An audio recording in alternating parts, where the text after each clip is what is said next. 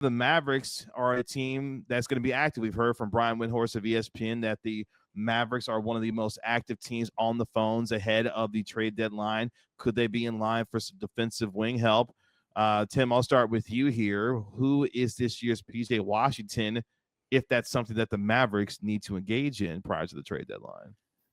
So I think I would put it this way. There's no PJ Washington out there. The question is there a Daniel Gafford out there for Dallas this trade deadline? I think that is much more the way, the right framing, the right way to think about what Dallas should be trying to do, what they're going to be trying to do at this deadline. Nobody is going to come in. Nobody needs to come in to this team and be a starter.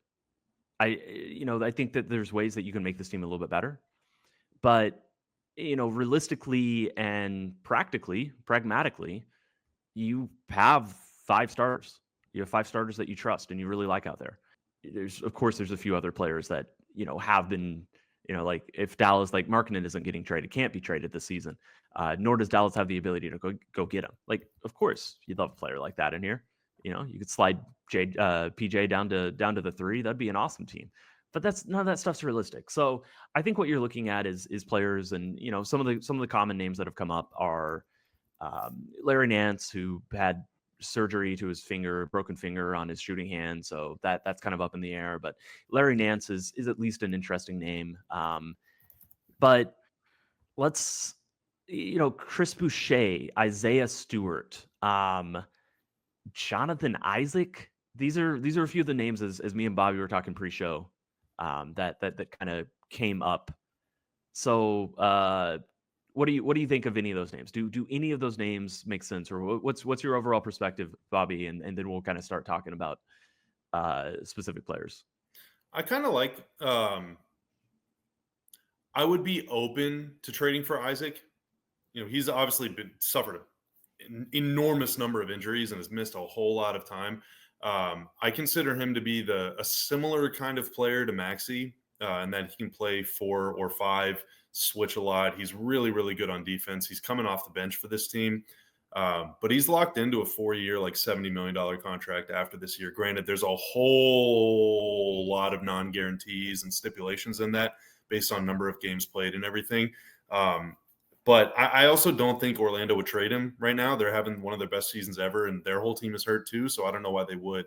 The one guy that I want to add to the mix that I didn't mention. Well, can I say one thing about Jonathan Isaac? Yeah. I think the one player that you'd have to consider trading if you wanted to go get him, I think you'd have to consider trading Quentin Grimes. And I don't think Dallas should be interested in it. I don't think they're interested in that. But that's the one player when you look at Dallas's roster where Quentin Grimes could fit in Orlando, and Jonathan Isaac, what he would provide to Dallas is truly elite defense if he's on the court. And that's something they don't have. But there's not a lot of players where you look around the league and they're going to provide something that you don't have. Well, I do have one. I have one. Okay. And Ardell, no, I would not do that trade. I would not trade Quentin Grimes for I wouldn't do that either. The idea of Jonathan Isaac, much less. Yeah. So here's my one. Okay. So the kind of trades you can make, you can either trade one big salary for 2 smaller ones, like Nico did with KP a couple years ago. You can go try and trade for a star that you can buy low on. The Mavs did that with Kyrie the year after. Last season, the Mavs went and raided bad teams as rosters. Okay. And at the time, they were considered maybe an overpay, but I'm totally okay with trading a effing pick swap for PJ Washington. Like, yeah, I'll do that. Thank you. Or whatever it is. I think there's a guy on a bad team that the Mavs could get and that would play a lot of minutes for Dallas. Let's head to the mountains, baby. Take me to Utah and go get me John Collins. Making $26.5 million this year, player option next year for $26.5 million that he will almost – let's just say I would be stunned if he did not opt into that. That guy plays hard. Killer too. Yeah, that guy plays hard. He can play backup 4. He can play small ball 5. You could even put him out there as a small forward. They do that sometimes with like Markkanen and Kessler. He is PJ-esque on offense, although he's got a little more pop. He's not quite as good as PJ on defense, but he's that kind of guy, a guy that can defend like bigger wings and then big guys, defend up. He's a dog, fights hard, plays hard, confident. And his contract is almost a dollar for dollar match with Gafford plus Maxey. And the Mavs are in a state where right now where they can't take back more money than they give out. They're like flirting with the hard cap as it is. But you sprinkle in somebody like Jaden Hardy as a little tip, maybe it gets you there. Maybe you have to give a pick or something. I don't know. The Mavs have a pretty good second-round pick right now in Philly. I don't think the price on Collins would be very high. So I think if you're really trying to make a move, then that would be something to do. However, that opens up other issues. For example, you're trading away Gafford. Now who's your backup 5? So it doesn't solve every problem, but it's potentially something. And also maybe you load it up with a little more. Maybe it's like Hardy and Omax and a first rounder and you can get Walker Kessler or something. I doubt it, but like that is something. It's something. John Collins is something. I like him, and I think it would be interesting.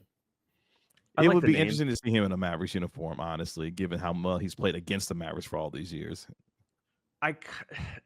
You know what? It does kind of feel like PJ, where it's this guy who's been mostly kind of cast as a lead scorer and then like a lead bench scorer. His roles moved around. He's never been on a team that he's ever needed to buy into the level that, he would be asked to here. And clearly he has at times shown that he has a lot more versatility to his game than perhaps has been let on. That said, my impression of him, even if he came into this situation, is that he doesn't have the defensive ceiling of PJ. But he's not replacing PJ. You're adding. Yeah, he's replacing Maxey. Mm-hmm. Yeah. Mm-hmm. I don't dislike it. I do think that, like, are you for sure down to, what was your proposed framework for the trade? It's like Gafford, Maxey, and a 2, or Gafford, Maxey, and that I would not trade a first rounder for John Collins. Mm-mm. If you're throwing Kessler in the deal, sign me up. I mean, of course, yes, of course, right? Yeah, that's gonna happen. Right. I would agree with all that. So, and if you're serious about winning a title, and they should be, obviously that's the situation. And if the team's assessment is that Daniel Gafford may not help you past the first or second round of the playoffs, mm-hmm. and you feel that you can win the first or second round of the playoffs without him, then it would be a lot easier if this team didn't have all these injury stuff and are going to really, because Daniel Gafford is such a good regular season backup center. The other downside of a deal like that, quickly, is that Gafford and Maxey going into the summer will become expiring contracts. Those are a lot easier to move than an expiring $27 million contract. So if the Mavs think that they can do something with those contracts this summer, it does not make any sense to make a deal like that right now, especially given you have no idea what your record is going to be like 3 weeks from now, let alone 3 months from now. So that is just something to keep in mind. And I promise you, front offices, they were thinking about next summer, like after the previous offseason concluded. Oh, absolutely.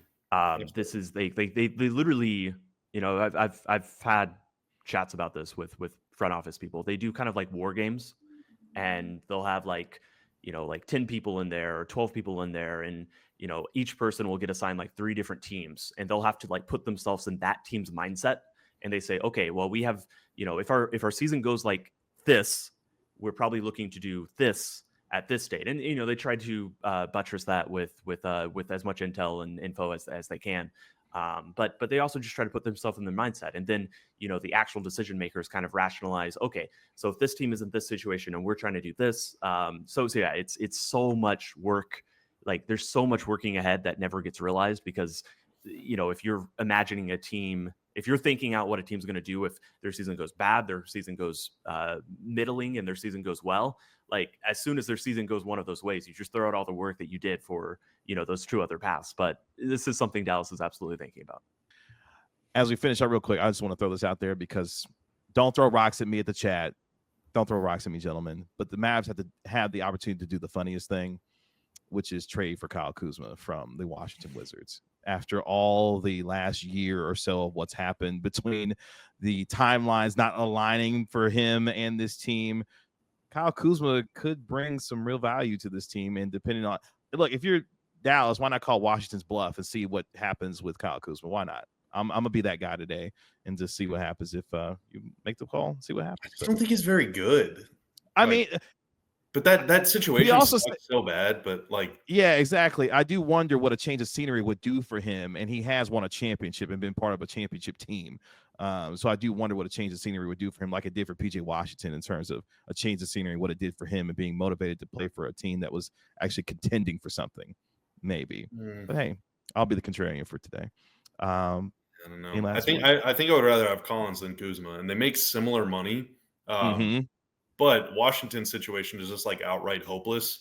So maybe it would be cheaper to get him. Always be worried about making a deal with Danny Ainge. Like that's just exactly. Caution. Yeah, he is a draft merchant. So is Sam Presti.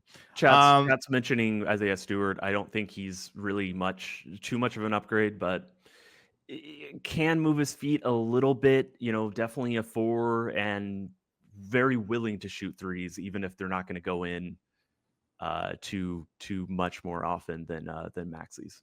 Can I something about beef stew? And I love Isaiah Stewart. I think he's awesome. somebody that's ready to punch somebody.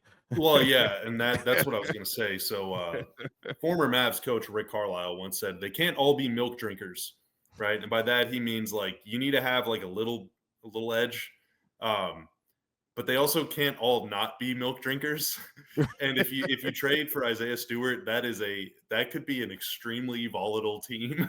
Like I don't need 17 guys getting suspended. All right. You got Najee. PJ's got a little bit of edge to him. And those aren't the only two on the team that do. I just we'll dial it back a little bit. Yeah. Right. I got it. We all silly like the mayor.